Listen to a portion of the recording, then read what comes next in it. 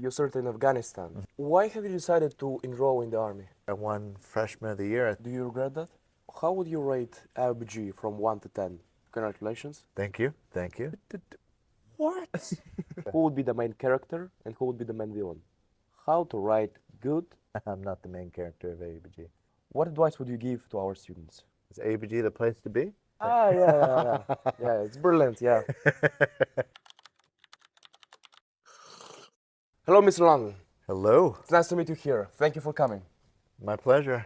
Honestly speaking, while preparing for this interview, I thought you may be one of the most interesting person I had a chance to interview. Okay. I'm for real. So, let's start with your life. First, if it's not too personal, of course. Yeah. And then we can continue with AUBG, let's say. Okay. So, how old are you? So I'm 40. 40. Yep. Just turned 40 last year. Yeah. And one of the most amazing facts I learned is that in 2019, you finished AUBG. Yes. Can you tell us why? How? Yeah, definitely. So even before AUBG, my life was in the military, and You served in Afghanistan. yeah, I served in Afghanistan and Germany and a few other places. And yeah, following the completion of my service, I wanted to return to academia, and I found AUBG and decided that I would see what it was about and everything, and I've been here ever since. Why have you decided to enroll in the army? Ooh, to enroll in the Army. There's How old are you back then when So you enrolled? back then when I enrolled, let's see. So I enlisted in December of 2003. So I think I would have been about 19, just a fresh 19-year-old. 19 years old. Yeah. Yeah. And why? Well, there's probably about a million different honest reasons, but yeah, the basic idea kind of boiled down to at that time, I just felt it was the right thing to do. So it was yeah, it was a different era, a different time and everything. To kind of capture what that was back then. Yeah, I think the idea was just to kind of go and serve and be able to maybe give somebody else a break to, go back and do their thing. And yeah, that was part of it. And the other part was maybe a sense of adventure, something I'd never experienced before. Do you regret that? Oh, absolutely not. Yeah. Not even the bad parts. And there were bad parts. Oh, I mean, everything has bad or difficult parts, but I think that's how our character grows and develops. So I probably wouldn't change anything. Undeniably, it has changed you. It has changed Oh, you. undeniably. In what Yes. way?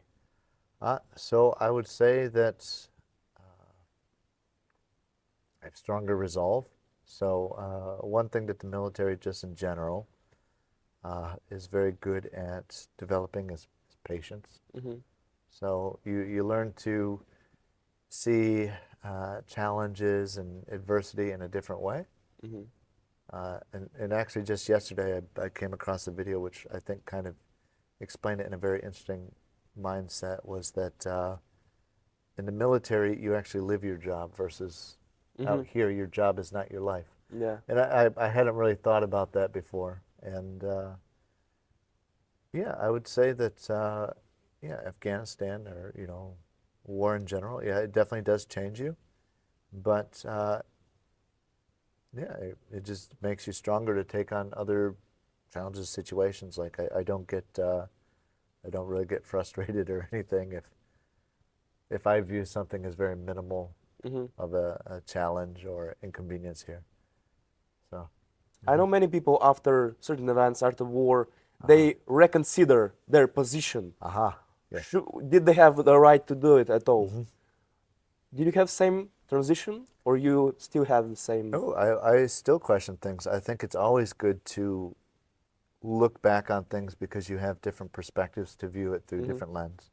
So for example, I could view being a student here through this lens now, which I didn't have Yeah. while being a student. I think it's very similar with the military. It's nothing about regrets or anything like that. Like one thing I would definitely say that I still keep pretty much a similar perspective is that when I was in Afghanistan, we did a lot of we worked on a lot of things that for our time there positively impacted the local communities, things like this. Mhm. So it's not all like the Hollywood movies. Like during the times I was there was a big focus on humanitarian aid and training and even though not my job, but like other kinds of soldiers' jobs, like showing how to grow crops and things like this. So yeah, it was just a different part of the time there, but yeah, looking back, yeah, I think the purpose is pretty much the same. Mm-hmm. You're coming from the States. Can you Yes. say which state exactly? I'm from Michigan. Mm-hmm. Yes. And the city? So I'm from a small city called Mason. Mm-hmm. So in the United States, each state has a capital city. So Yeah. In Michigan, our capital city is Lansing, and my small city is maybe about 20 minutes from there. Mm-hmm. Yeah. What would you say about the States right now, the life there? How long have you, what's the time from your last visit to the States? Oh, You go there often? I do try to go every year when I can, but of course some things like COVID impacted travel, or last year I wasn't able to travel back to the States because during that time I was scheduled to go to a conference, so I was attending a professional conference. But yeah, I try to go back about every year if I can, things like that. Yeah. And what would you say about the States right now, current state? You know, I'd probably say that I'm not the subject expert on it. I've been in Europe for such a long time, predominantly been in Europe since about 2004. So I think last year or so I crossed my halfway mark between the States and Europe. But yeah, I still keep up to date and ask, people who still live there, hey, what's going on? What's the news? Things like this. So What are they saying? so I hear that it seems like maybe every day there's something new with either government policy or diplomacy, or I think one of the most recent ones was the price of eggs, which Yeah. here in Bulgaria it's kind of a strange thing for me to consider because we could just Yeah. go get eggs. But yeah, so it's just like those little things, I guess, that kind of are what's in the news cycle and everything, and that's what I get told. Yeah. How many years do you live in Bulgaria then? Bulgaria, I've been here since 2014, so yeah, a little over 10 years. Yeah. You decided you wanted to go back to academia after army, and Yes. that's why you found LBG and came here. Yes. You became a freshman, and how old were you? Oh, I was, I want to say I was 29. Yeah, I was 29. Yeah, I was 29. So it's a big difference, around 10 years from a regular From freshman. a regular freshman, let's say, Yeah. yeah. But yeah, the campus environment, I mean, I'm sure you're aware, it's not to overuse the word diverse, but there's a lot of different cultures and ideas and perspectives. So, never a dull moment, always something to learn or get into. Yeah. Can you tell me the story how you won the more honors thing for freshman? How I won the Dickey? Yeah. So, yeah, my first year here, I won Freshman of the Year. I think that was the title of the award. Yeah. As more of a joke award, it's usually awarded to, I think, seniors who, for lack of better words, maybe don't perform up to the level that's expected of them. Let's say that they have too much of a social life, let's say. Yeah. But yeah, my first year on campus was a very social year on campus, as I got to know AUBG and the community and everything. So going to club events or, underground, things like that, movie screenings, whatever was going on campus, Yeah. I was there. So fun fact about it, I'm the only actual freshman to ever win that award. Really? Yes. Wow, that's surprising. Yeah. I didn't know that. So I'm waiting for another. Yeah. Yeah. You decided to pursue not a career, but let's say you have it self-arranged, have designed, self-designed major in Yes. diplomacy. Is that so? Yes. Why decided to do it? So when I came to AUBG, or even before I came to AUBG, as I wanted to return back to academia, I kind of knew the focus I wanted to go into. I was very interested in international relations and politics, maybe more on the political side of things, so how government works, things like that. And yeah, through my experience and through the classes and everything here at AUBG, I kind of realized that, there was something maybe adjacent to it that was a little bit more interesting, or that maybe might fit me a little bit better.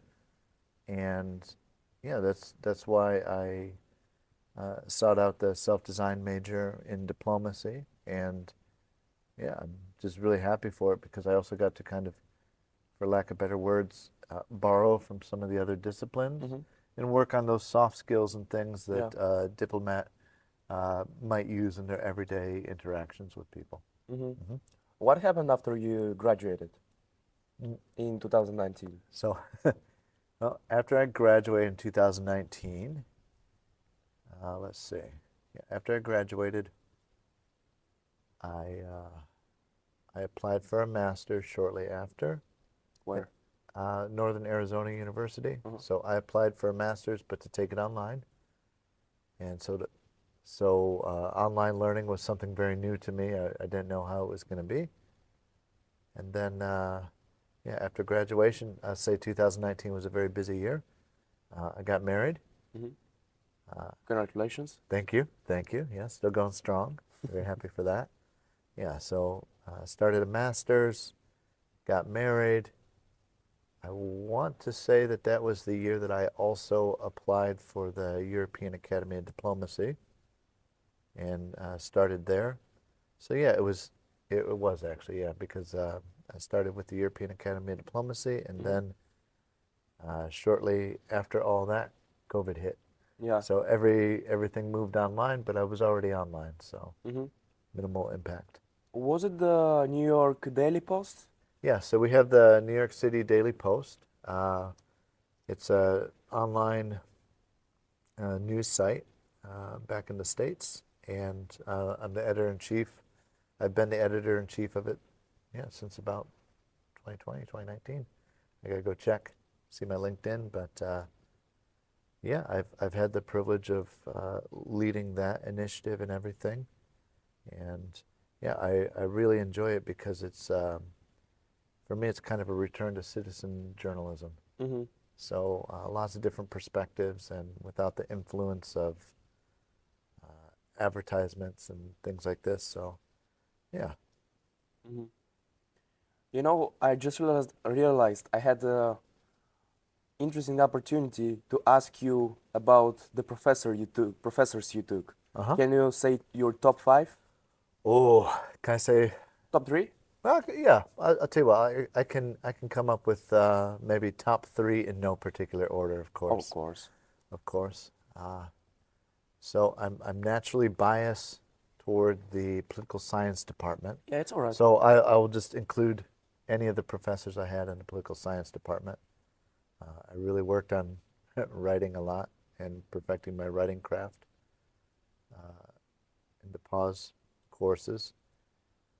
Another professor that I really liked, that kind of opened up my eyes to mythology and things like this. So there used to be, or maybe it still exists, an anthropology minor. And yeah, Professor Stefanovich, yeah, Mark Stefanovich. He was the professor in anthropology, and we got to study like Joseph Campbell and myth making and Yeah. stories that we tell. So he would be one of them. And then, oh, it's a tough one. Well, I did take a lot of philosophy courses, so I'd be remiss if I didn't put Professor Lucci in there. Yeah, I enjoyed just the wide variety of topics that we got to cover in all the different philosophy courses. So Yeah. it's kind of my top 3 plus, let's All say. right. Yeah. That's a good list. Solid. Yeah, I hope so. Yeah. What about Writing Center? How did you decide to do it? Like to go there? How to kind of transition to the writing center? Exactly. Yeah. Well, as my, I believe as my predecessor was retiring and the university was looking for a new writing center coordinator, Yeah. I've pretty much been involved with Yeah. the AUBG community since I've been here. Students knew you. Yeah, so students know me, or I've also been a teacher before over at the ELI, the English Language Yeah. Institute, for many years. So yeah, I think it was just kind of a natural transition. So moving from what I studied for my master's, which was professional writing, that combined with the New York City Daily Post. So yeah, a lot of writing. It wasn't what I studied here at AUBG, but it's just kind of slowly where, let's say, life guided me into, and I wouldn't turn back. It's exciting. Why a regular student, let's say freshman, Okay. needs to go to Writing Center? Oh, well, I would probably say that a writing center, if we think of it in terms of like a doctor's office, let's say, not to say that it takes 8 years to become a writing coordinator or anything. It takes your whole life, right? It takes the whole life, right? Just like a doctor. No. But to come to the writing center, it's not to come because you are a bad writer or you lack some skill.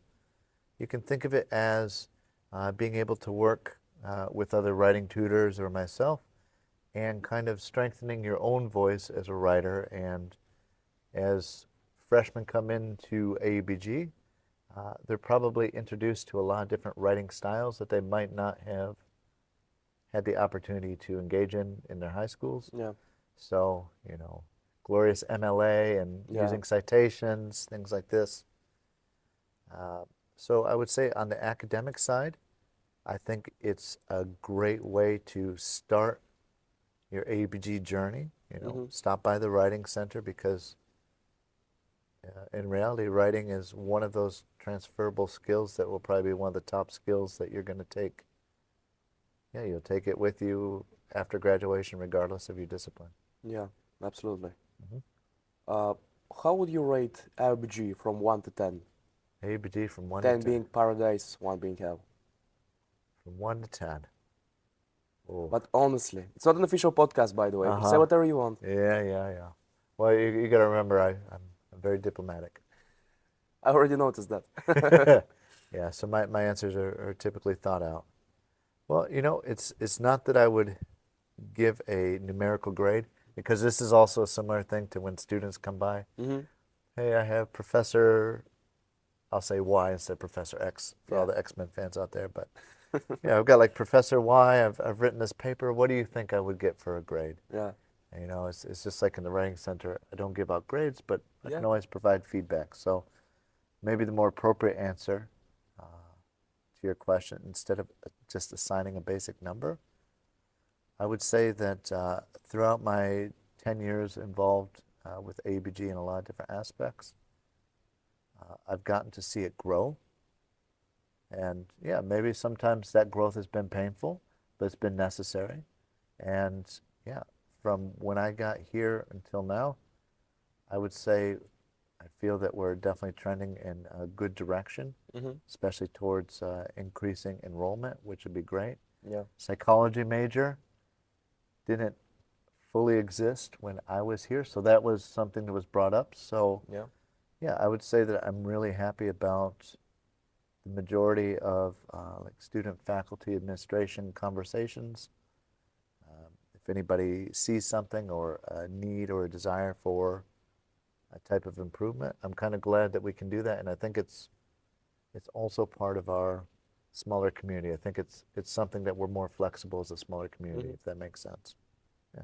That's one of the most diplomatic answers I've ever heard. But our listeners, I believe they want some tea. They want some tea, huh? Maybe, let's say, an imaginary AUBG and an imaginary numerical value to it. I would tell you then, in your scenario there, from my own very objective observations, I'd give this hypothetical university compared to others I've traveled to. It's a pretty good, solid 8.5. You know, there's always the room for growth, because you can still be really strong and still Yeah. always bring it on. And like I can tell you from a very relevant example, I remember when I attended the Rome Model United Nations conference. It's a huge conference, and their organization was good. You know, I realized how difficult it was logistically. But then when I got to see how students just organize such events here at AUBG, it's impressive. Like, if anybody has the opportunity to observe another institution, how they work back and forth, Yeah. you can see where AUBG Mm-hmm. or these hypothetical universities would be. So I would still give very high marks, honestly. Mm-hmm. Yes. Well, that's pretty high, I would Yeah. say. Yeah. Yeah. Is there one particular story, like the silliest story you had encountered in AUBG? Maybe as a writing center tutor or a student, maybe? What comes to mind first? Oh man, that is a good question. Hmm.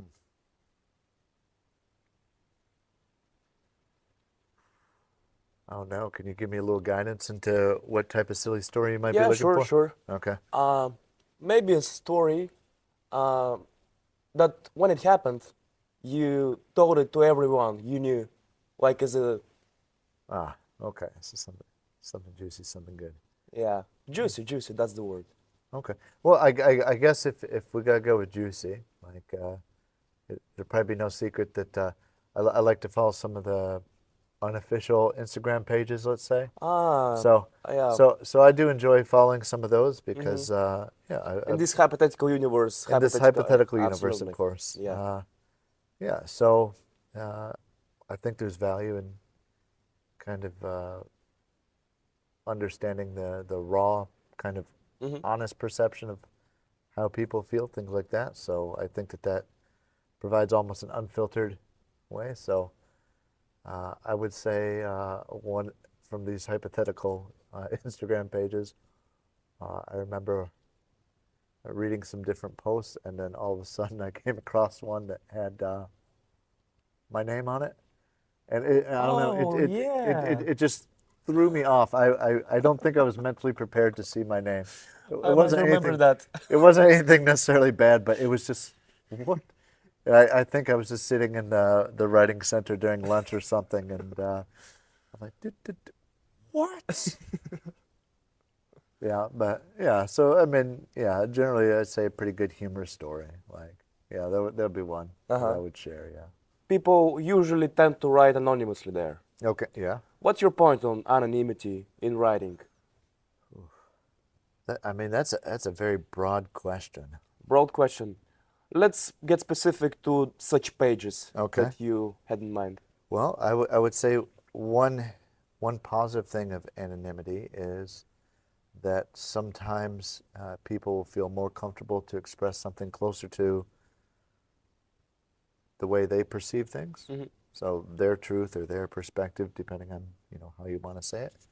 So I think that's a positive.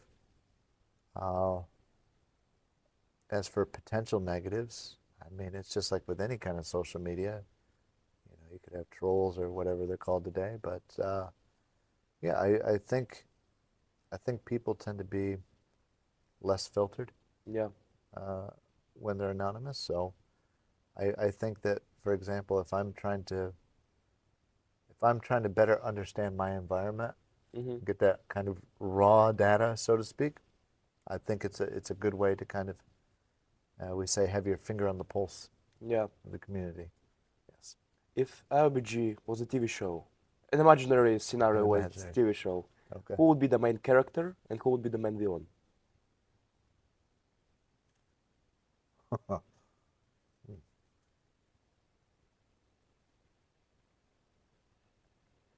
That's a good question. I don't know. I think it would be I think it would be a cast type show. So kind of something, you know, like Friends or How I Met Your Mother. Like I think it would be the complete cast as the character. So I don't think it would rely heavily on just one. You can say yourself, of course. From your own, yeah, I'm asking you from your own perspective, right? No, I'm I'm not the main character of AUBG. That's for sure. I'm not or sure. any imaginary. I'm not sure. Or any You may be as well, maybe. Yeah. Who knows? I'll find out, right? Yeah. We'll see, more honors. No. No, I mean, within my own small part of it, maybe, but, you know, the writing center or myself, it's just a small part of the Yeah. larger puzzle, the larger Side show. character. Side character, sure. I can go with side character. Sure. And the main character? Oh, main character. I mean, collectively, I think if I have to put a label on it, student body. It's the student community is the main character as a whole. Again, diplomatic answer. I mean, if you think about it, it's the majority of people on campus are, in fact, the students. So I think that kind of gives the main character energy. Yeah, of course, without the students, we wouldn't have had a university, right? And the main villain then? Main villain. Was it inflation? Let's see. Main villain of a university. That's a tough one. I mean, I think that there's going to be maybe smaller ones throughout. Administration. No. So I might ask for clarification. Main villain for who? Let's say in general. In Not general. only for you. I have no main villains. In general. Well, I don't know how it is exactly now, but maybe registering for courses if you don't get the course that you Empower, let's say. maybe. But it's not exactly the empower thing, right? I don't think. I mean, the whole platform is all right, but the availability for courses, they get so quickly. yeah, I would say maybe, and you know, it's also a good thing, you know, that a course can be so popular. Yeah. That of course, you know, there's going to be limited seats. You can't have 50 people in a course, but yeah, I don't know. I think there would be like small time villain. Not really anything big. Yeah. Just out of your mind, can you give top 3 pieces of advice to a good writing?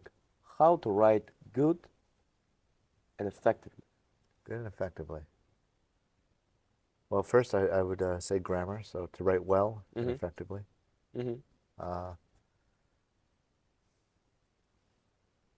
Be concise. So if you can communicate your idea with fewer words, great. So being concise, being clear in your writing, so kind of staying focused on whatever topic or subject or whatever type of information you're trying to pass to your audience. And then I would also maybe say credible. So I'd borrow some of the C's, let's say. So also, you know, you can kind of improve or strengthen your own writing with external credible sources. Yeah. You know, things like that if it's academic. Even if it's not academic, you know, you can use data to justify a position on whatever your topic is. So yeah, clear, concise, credible. Solid. About being concise, one of my most fascinating stories I've ever heard is about the origin of the word laconic. You know where it comes from? Iconic? Laconic. Laconia. Laconia. Yeah. Oh, no, that's a good question. So there was a region in Sparta, Laconia, and they had many wars during that time. And I believe it was Philip II who tried to invade him or something. They had war with him, if not mistaken. And he wrote a letter, they were in the war, he wrote a letter to Spartans. He wrote, if I come to your towns, I will rape your women, kill your children, and kill all your men, and burn everything. And Spartans replied only with one word, if.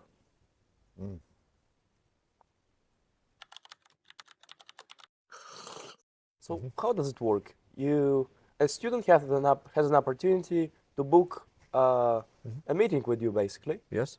and then you help him to write something, let's say, Yeah. academia Yeah. related, let's say. Yeah. That can be a pretty good general explanation of it. So from the academic side, we do have like a scheduling system where you can see a calendar of sorts, and you can reserve a tutor or myself, or students can just stop by the writing center. So if I'm there, stop in, check in. We can look at my schedule right there, see what goes on, when we can work with you. Also during like certain points of the year, so for example, those midterms and those finals, when it Yeah. really kind of picks up and everything, I extend the hours and everything for students to make it more accessible. Let's see what else. Yeah, and even beyond the academic writing. So that's one of the first things I asked when I interviewed to be for the position. I asked if expansion of the writing center was something that the university desired. And that's one of the goals. So to even expand it beyond the academic.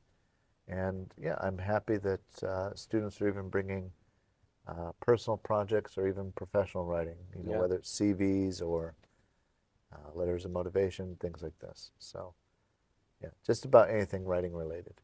If a student wants to write a book, would you help? Absolutely. Would you help publishing it? I can show, I can guide a student on how to independently publish. So it's a lot more upfront work, but you kind of maintain more creative control of it. Yeah, so Yeah. What is one thing you dislike in AUBG the most? You don't like it all, and you would change if you were president. absolutely nothing. Ah, yeah. Yeah, it's brilliant, yeah. Let's see. So I'll diplomatically go for low-hanging fruit, of course. But But keep in mind, I will ask you again if you I'm sure answer you too will. diplomatically. I'm sure you will. No, I think one thing that I would like to see, so I don't see it as an issue, but one thing I think would really improve the campus environment. I really enjoy when students or staff, faculty, when they actually bring up things like during town halls, for example, like, hey, we should do this or take this initiative. So for example, last semester, students mentioned that they'd be interested in something like Dungeons and Dragons. Yeah. So I found a way to kind of put this together as a creative storytelling workshop of sorts, and we brought it to life. Yeah. So, these kind of things, I would say, it's not a dislike, but I would really be encouraged by students bringing more of their ideas and things like this, because you never know. Like here at AUBG, it's, I believe that it's a good place to fail in practice. Like this is where you kind of set your foundation academically, professionally, things like that for future and everything like that. So, yeah, I welcome more initiatives. What advice would you give to our students? Advice to general. students. More maybe to the upcoming students who are yet to come. Okay. So outside of generic advice, Of like course. generic filler Please. advice, as an educator, I'll stand by it probably till my grave. I encourage people to fail. Like there is great value in failing and getting back up. So, in terms of taking that difficult course or, pushing yourself beyond the minimal level that you need to make to, get a grade, push yourself for learning. Try to engage in perspectives that don't align with your own, because with that, when you can finally see the world through another person or another group's perspective as well, you'll better understand them, you'll better understand the world, you'll better understand yourself. So, yeah, I would say push yourself outside the comfort zone and fail often. I believe you're a good example of that. Oh, I've failed plenty. No, Not in You this can keep that in there. Yeah, but I mean, military, yeah, academic life, yeah. writing, journalism, everything. You try to know Yeah. what's left. What's left for me? Oh, maybe we say like the pipe dream or something. Maybe the pipe dream is eventually something like a small bookstore or something where it doesn't matter if I sell any of the books. It just, the environment, just to say hello and have a cup of coffee or some tea, Yeah. with visitors. So maybe something like that, but that's still far off in the distance, I think. Do you plan to eventually go back to the States? That is not in my plan. I've lived in Europe for a very long time, and I would say I've kind of set roots down here in Europe, and yeah, I like to visit the States and everything, but yeah, I live here. So. Setting aside the fact that you are American, you were born there, would you say that you like Europe more than the States? I think that's a bit of a loaded question, which might be its intention. Are you feeling more at home here? I feel more at home here because I've spent the more recent larger chunk of time in Europe, in different places. So I've probably adapted to some things that are more European, let's say. Is AUBG the place to be? Well, I would say it's what you make of it. The age-old adage of you get what you put into something. I think that's kind of a type of wisdom that still stands true. If you put a lot of effort and time, you take advantage of what's here, yeah, that'll be the benefit that you reap. So yeah, the level that you put into will definitely influence the level that you can take away, and also take with you to whether it's further studies or into employment and things like that. My last question, Okay. which is rather not a question but a proposal. Ooh. What would you say to your future self? Let's say in 5 years, 10 years, it's up to you. To my future self. Yeah. Well, I might encourage my future self to look back and review any impact I might have had on students, or let's say the university as a whole. So, I might ask myself, did I give everything I could? Did I put in that maximum effort? I think the answers can be pretty close to yes. I'm pretty sure my future self will agree that I'm not going to have any regrets. But yeah, I would have my future self just look back on times and things like this, for example, and see where it fell in the journey along the way. I'm grateful that you were in this episode. I'm grateful that you were in AUBG, that you help us as students. And thank you very much for this episode. Hey, appreciate it. Thank you. My pleasure. All right.